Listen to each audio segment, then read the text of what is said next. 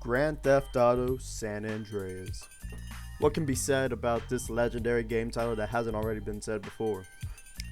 It sold over 17, 18 million copies on the PS2 and about 3 million copies on every other platform when it came out. So I figured we talk about this game today because it is 2020, we're in April, we're in quarantine, and I'm just checking out my old game library. So, disclaimer right now, I've never beat this game, not once. When I was playing it as a kid, all I did was play it just to have fun, just play on the couch, play with friends, and just blow shit up. And as I'm making the review right now, I still haven't beat it. So, you could consider this a incomplete review of GTA San Andreas, right?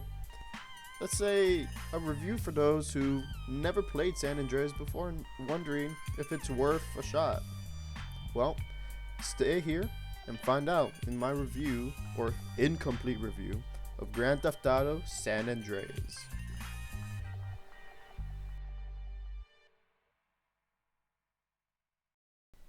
Grand Theft Auto San Andreas takes place in the fictional state that is inspired by California called San Andreas. You follow the story of Carl Johnson, otherwise known as CJ. He's a former gangster in his early 20s that starts making his way back home as soon as he gets news that his mother passed away. A little while later, he goes to his mom's funeral. Funeral gets shot up by the street gang called as the Ballers, and he has to escape with his crew on bikes and make it back to Grove Street. After they make it back to Grove Street, that's when CJ decides that he's going to kick it with Grove Street for a bit and stay in San Andreas to be a gangster again. Looking back on this game and looking back on how it all started, in my opinion, I'm just like, man, it feels very, very convenient how everything goes about. Like, I looked it up. He's about 22 years old. And he's already a former gangster. I mean, good for him. He left the gangster life. But then as soon as his mom dies, he decides to plunge right back into it. Now, like I said before, I never beat the game. And I still haven't beat the game at this point. So they didn't explain why he left in the beginning. And I haven't given the game a chance to explain why he left in the beginning. But for new players, when they start this, if they're thinking the way I'm thinking right now, it's kind of like, really? Huh? I mean, that's just a small nitpick, but that's just how I feel about it. So once you decide to join back up with Grove Street, that's when you start taking on missions from your homies that's around the block. And once you start taking up those missions, it takes you one place and another, and that's really the base of the game. You just do missions for your friends. So if you've ever played a Grand Theft Auto game before, just apparently not this one, this kind of leveling progression system with the missions should feel somewhat familiar for you. So I'm not gonna really gripe on it too much or say that it's bad, because GTA 5 has it, and Red Dead Redemption also has it, and basically every other modern day AAA free roam game has it. I mean, that's San Andreas set the bar when it came out for like basically how games are going to be played nowadays, which is kind of incredible. Going back to it doesn't feel too bad or too hard. Now let's talk about my real gripe with the game and why I decided to make this review. And that would be the actual gameplay.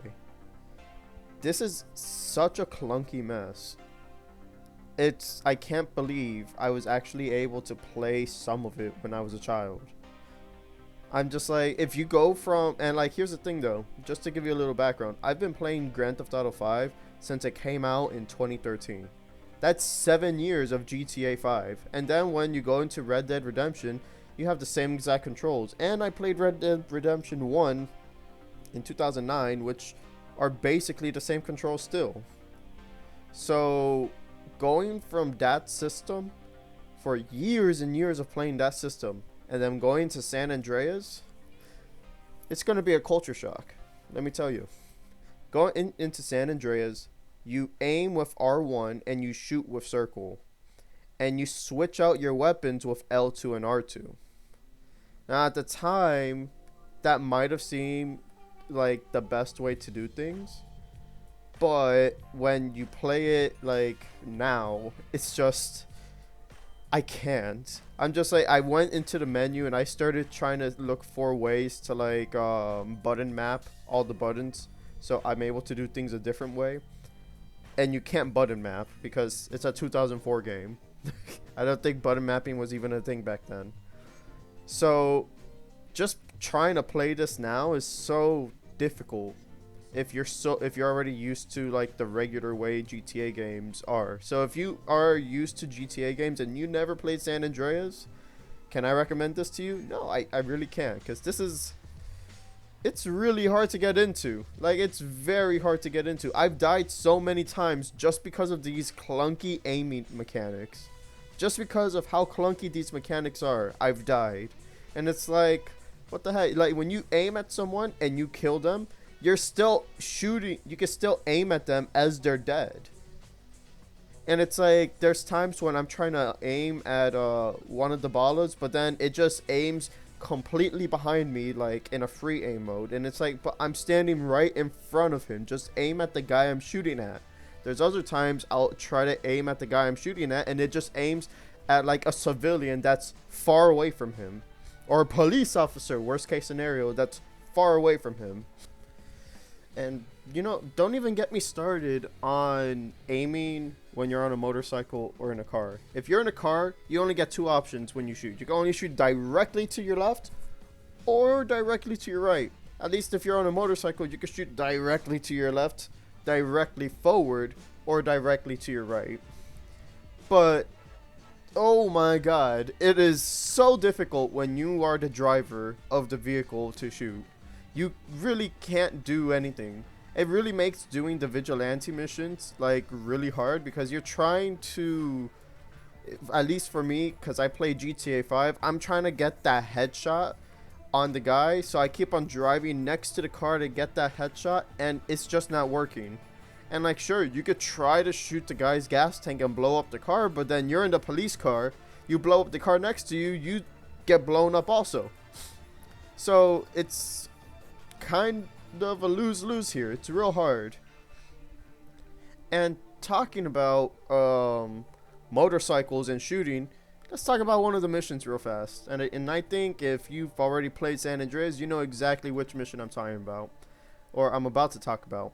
And that is the train mission with Big Smoke. I played that motherfucker like 10 times. 10 times I played that. Over and over and over and over. And Big Smoke cannot aim for shit. I'ma just say, Big Smoke cannot aim for shit. I've driven right next to the train. I've driven above where the train was at. I've driven all the way to the side. Big Smoke keeps shooting and shooting and shooting and shooting, and nothing. Nada. Zippo.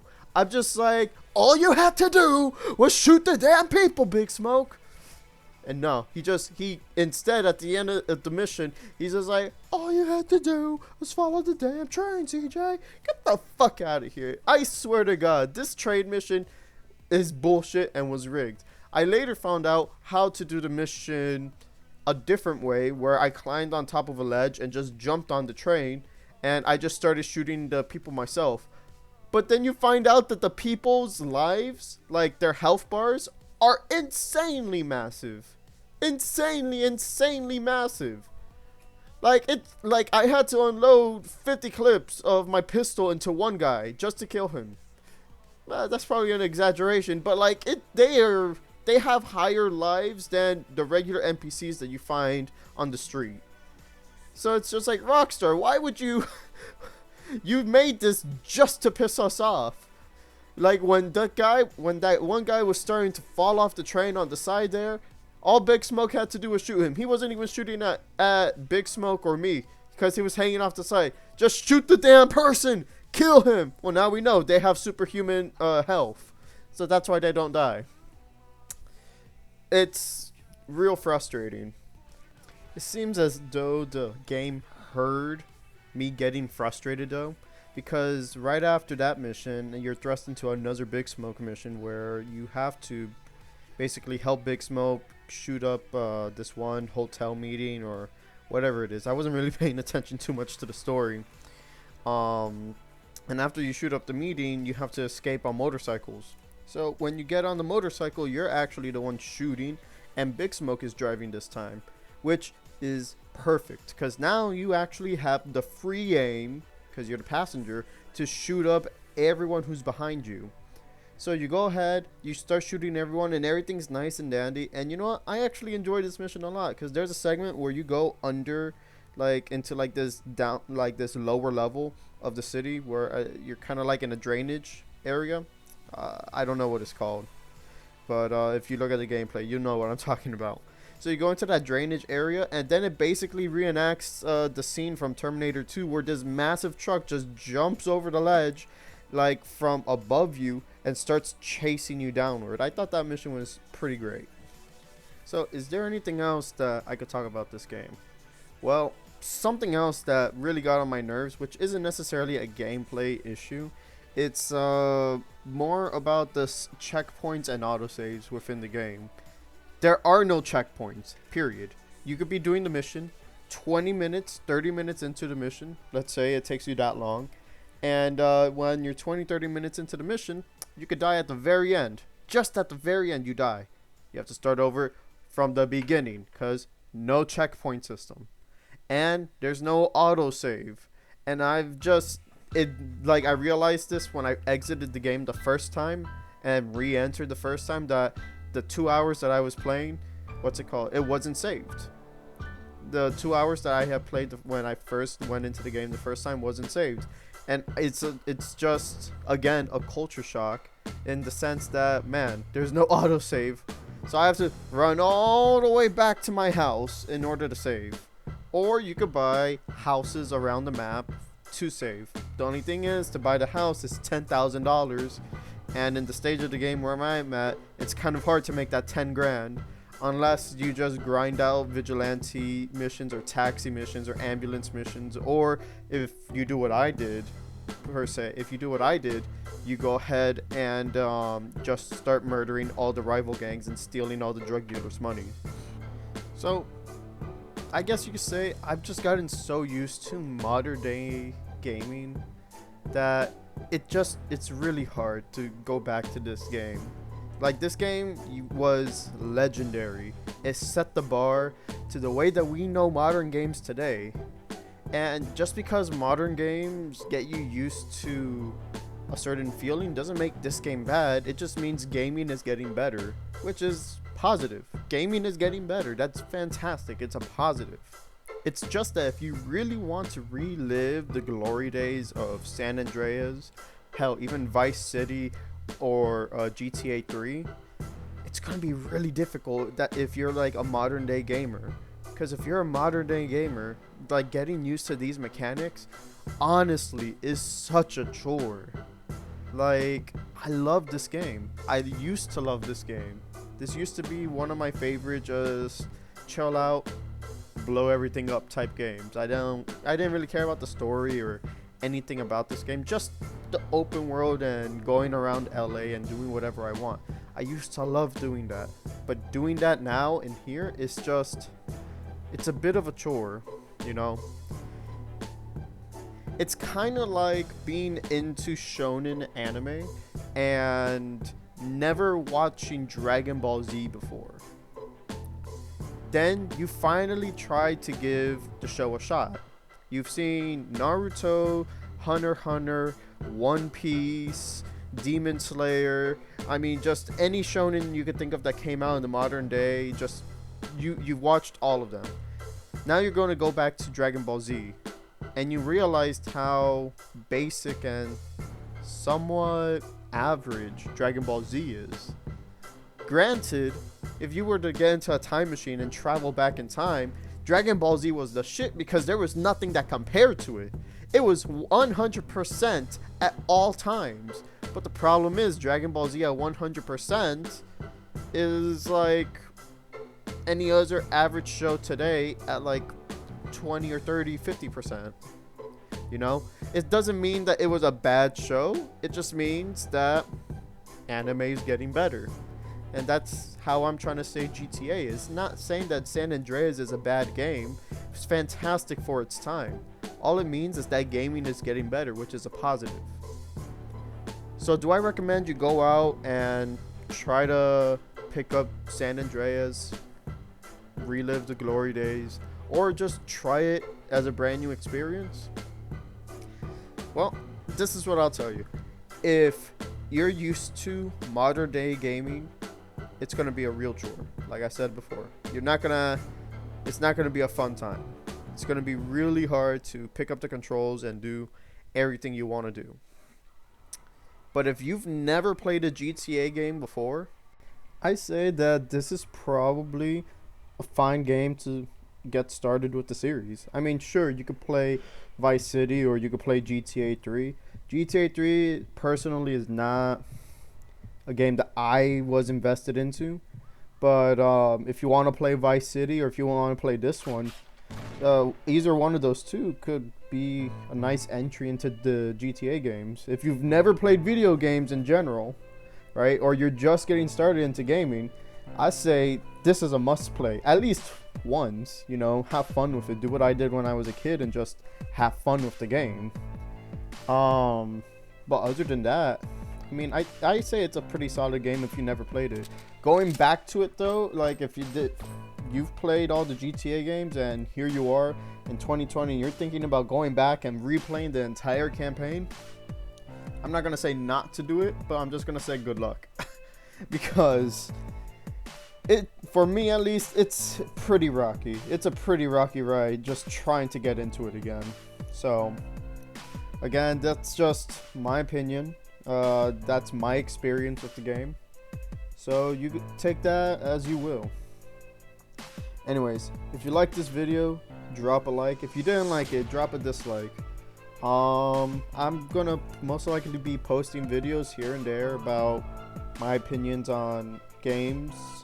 Probably not older games like this one. I just, for some reason, I had an urge to like make a San Andreas video.